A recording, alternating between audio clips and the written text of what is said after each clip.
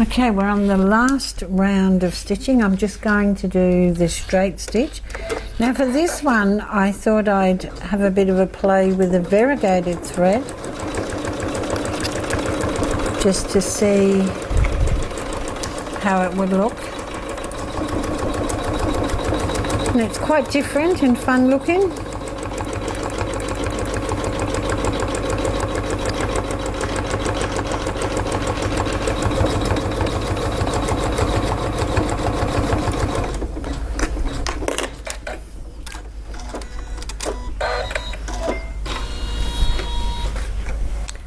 So there you have it.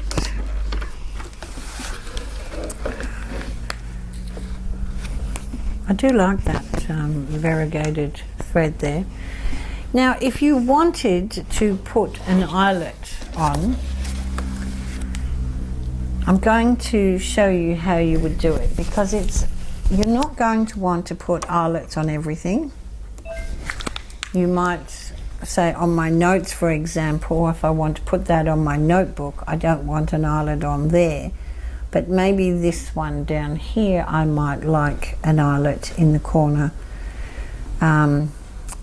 because I might want to put it on scissors or a keychain. So you're going to go home and then into your edit screen, and then you're going to go back to the folder and you will have saved the eyelet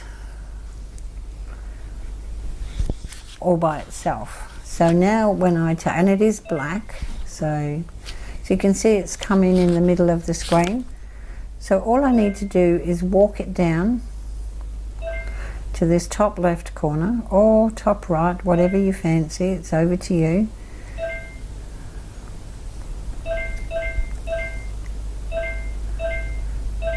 And the little green bounding box that's around it, you want to be touching the satin stitch, the edges of the satin stitch.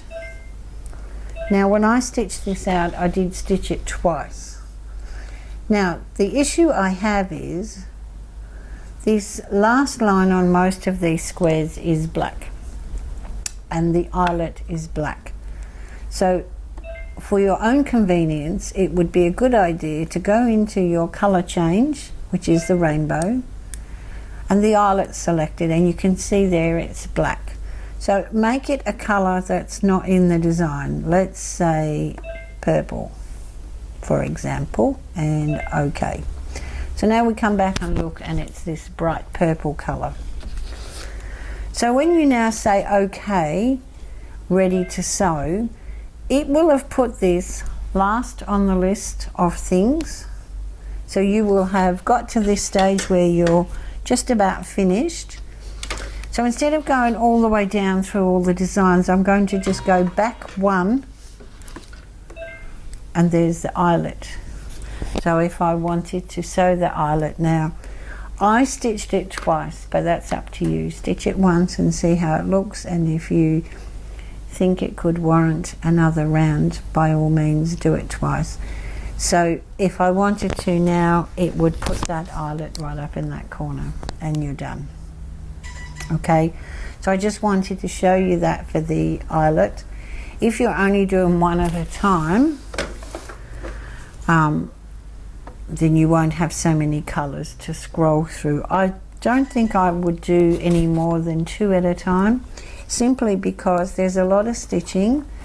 There's 7,500 stitches between the two, and you run the risk of the inside area of the hoop coming in and getting a bit kind of warped. With 2, this works fine with that number of stitches, and as you can see on mine, there's no pulling or puckering around the edges here. Everything is perfectly flat and straight. Now I am going to show you how I took these out and how to get more than one hooping out of this. This stuff is great stuff, but it can be pricey, so I tend to just try and be a little bit frugal with it. So I'm going to show you that at the table, so back with you shortly. Okay, so everything's done, so I'm going to put my hoop down, and I'm just going to rotary cut up there and across. Now I'm being very careful not to cut the stitching, of course.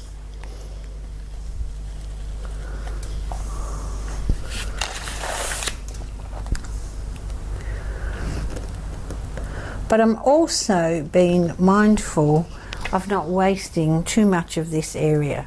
So I'm going to leave that centre piece. I'm going to cut this guy out. And you might find it easier if you move your hoop around a little.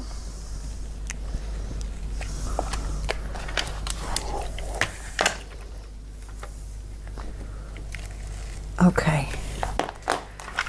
So that's that. Then you can take your scissors. Here's the scissors. And just trim this back to the stitch line. Now if you leave a little whisker like I have here, and sometimes you don't even have to actually cut, you can just kind of drag your scissors along like that. We're not looking to get super close to the edge, because then if you go to the sink or hot water, I've just put some in a cup, and you dip your fingers and run down along the side, all that is left of that wash away will disappear, and you'll have nice finished satin edges. And you just got to wait for it to dry and colour it in. There we go. I've just got a thread here, needs a trim.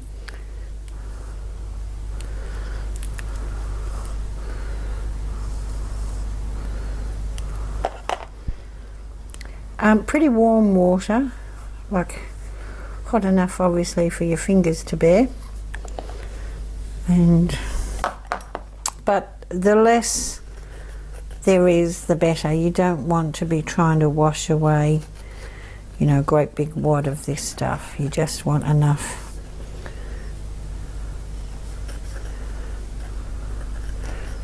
Okay, so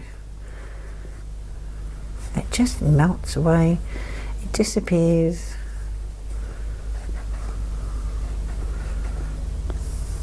Perfectly.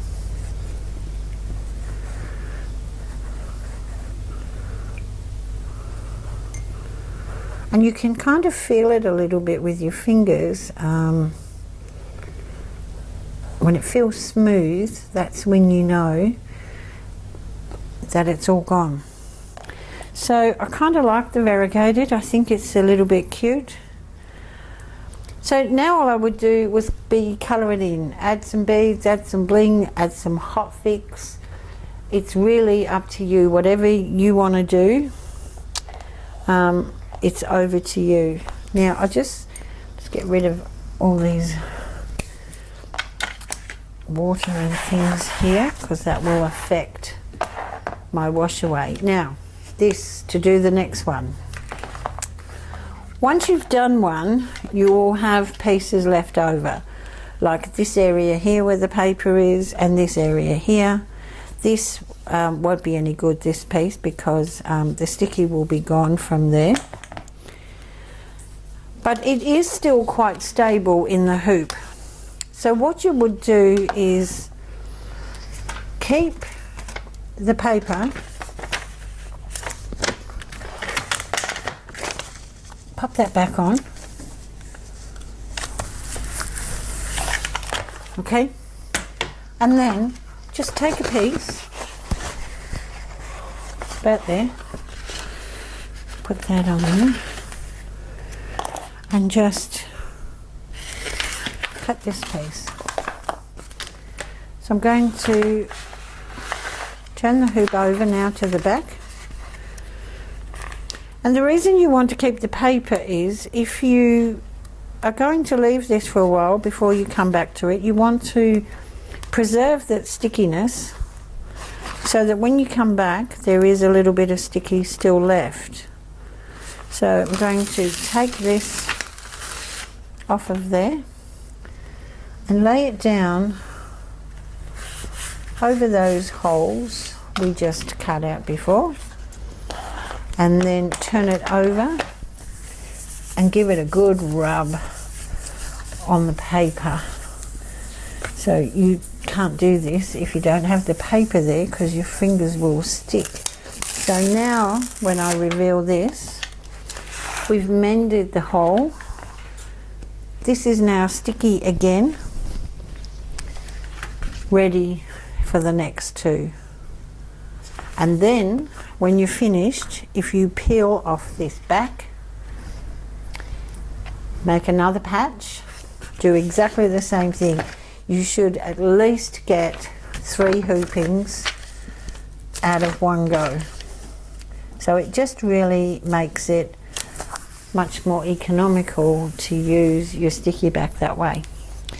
So please give these a go. I know it might seem super silly and crazy, but they are a lot of fun, and there's so many things you can do with them. So if you think they're nuts and they're not for you, just do 2 and try it and see if you like it. Okay, and don't forget, we are going to have the little ruler set here.